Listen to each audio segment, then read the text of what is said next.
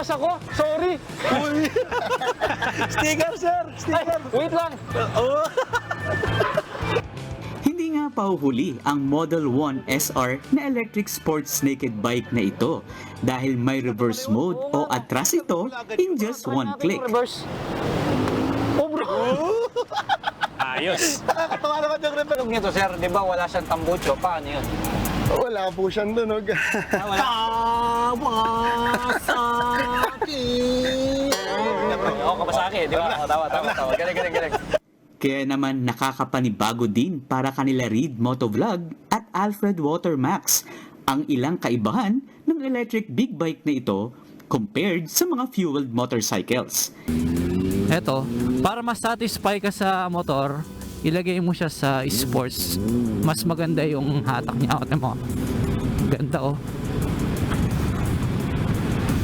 Kaya lang siyempre kapag nilagay natin siya sa S and then mas malayo yung biyahe natin like now, mas umiiksi yung range na kayang abutin ng baterya.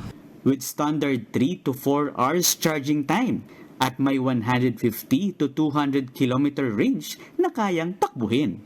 Para ma-test ride, dinala nila ito sa isang tourist destination sa Nueva Ecija. Tatawa nga ako kanina eh. Mukha kasi siyang big bike eh. Tapos ang daming nagpapabomba sa Oo, kalsada. sabi. Bomba! Pero buti na lang, magkakasunod tayo. Pag bomba, bumubomba yung nasa likod. Oo, tama. Akala nila ito. May backup. Tapos yung pumarada ka mag-isa, ano yan? Bakit walang tambucho?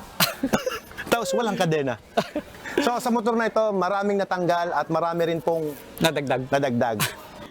Panoorin ang kabuuang test ride review ng ating mga hosts ngayong linggo, alas 8:30 ng umaga, dito sa UNTV. Brian Evangelista, UNTV, News and Rescue. Diyos ang aming sandigan, serbisyo publiko ang aming pinahalagahan.